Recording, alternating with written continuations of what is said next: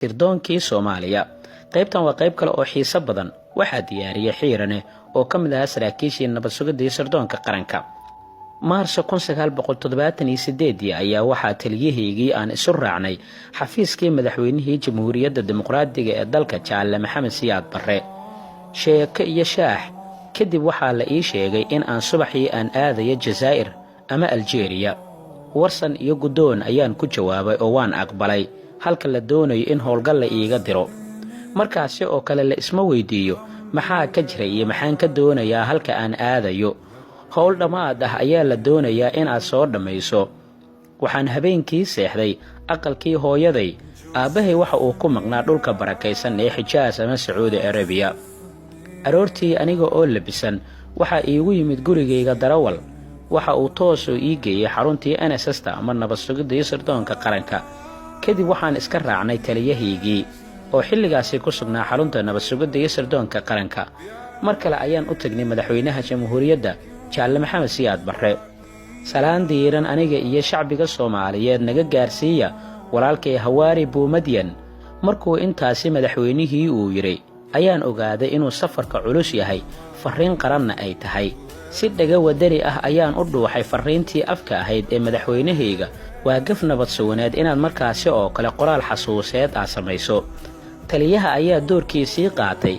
Hadalkii wuxuu ii sharaxay sida aan ka yeeli doono warqadda aan sido haddii aan dareemo wax cabsi ah iyo in ay gasho gacan ka sokaysa Buumadyan.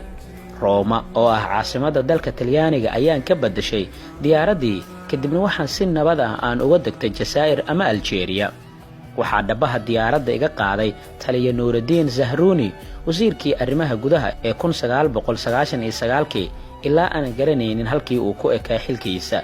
Wuxuu igeeyay Muraadiya guri martiyadeed ka mid ah ayaa la igeeyay. Fariin culus inaan xambaarsanahay ayaan ogaa. Sooligii ayaan la galay boorsadii ay xaashadii ay ku dhex jirtay. Xoogaa markii aan nastay ayaa waxaa ii yimid mudane Zahruuni anigoo go'shaal ah macaawiis iyo sidoo kale laaskoorad ku jooga ayaan u galnay Buumadyan madaxweynihii xilligaasi ee Algeria. Salaan kadib waxaan durbaan u dhiibay xaashadii aan siday waxaana raaciyay fariintii afka ahayd ee aan xambaarsanaa ama ay xambaarsaneed isla markaana uu ugu yiri madaxweynihii Jamhuuriyadda Jaalle Maxamed Siyaad Barre. Gacanta ayuu igu ishaaray inaan u kaadiyo wuxuuna isha mariyay warqaddii aan xamarka keenay. Inta uu eegay Nuurudiin ayaa waxa uu yiri kulan isugu yeera khaliyadda. Ma aqaan wuxuu ula jeeday ereygaasi laakiin Nuurudiin istaag oo hawshii loo diray ayuu doonay.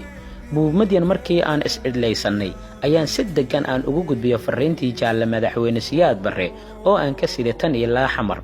Markaas aan tagayay Jazaa'ir ama Algeria waxaa joogay saraakiil badan oo ka yimid Ruushka markaana aan kala dhimanay. Inaan kulan salaameed ugu tago ayay qorsheeyeen hase yeeshee madaxweyne Buumadyan ayaan ka codsaday in la joojiyo kulankaasi bacdama ay yihiin saraakiil shisheeye oo isha ku haya dhaqdhaqaaqyada saraakiisha dalalka kale. Aniguna aan dhowr dal u dhashay Soomaalinimaduse ay dhab iga tahay. Algeria waxay ahayd dawladda kaliya ee bahdii hanti wadaagga markii aan kala xarig goosanay aan xiriirka noo jarin ee garatay in uu naga dhaxeeyo wax ka weyn hanti wadaag oo ah islaamnimo. Allow kuu raxmo. Madaxweyne Hawaari Buumadyan ayaa ku adkeeyay jawaabtuu u soo qoray madaxweyne Siyaad Barre inaan hilbanahay. Ma aqaan sida ay hay'addii nabad sugidda sirdoonka qaranka ee ku heshay. Waxaa Janaayo sanadkii 1978 Qaahira kulan la qaatay Saadaad wafdi heer sare ah oo ka yimid Mareykanka. Wuxuu Saadaad qabay in haddii ay dhawowdo midowgaasi inay Tunisiyiintu ay hagi doonaan siyaasadda bacdama ay ka aqoon badan yihiin Liibiyaanka. Sidoo kale waxaa qatar ay ku noqonayaan Itoobiya oo Masiixi ah iyo Maqrib ama Morocco oo jaal fiican la lahaa Mareykanka. Halka ay dawladda xamar u garatay qatarta ah ay midowga Liibiya iyo Tunisia ku noqon karaan Itoobiya inay tahay oo kaliya taageerada Liibiya ay siisay Itoobiya oo istaagta ama loo weeciyo Soomaaliya. Si fiican ayaa la iiga soo gootiyay Muraadiya Algeria si nabad ah ayaan kaga soo dhaqaaqay waxaana ku imid si nabad ah magaalada Muqdisho.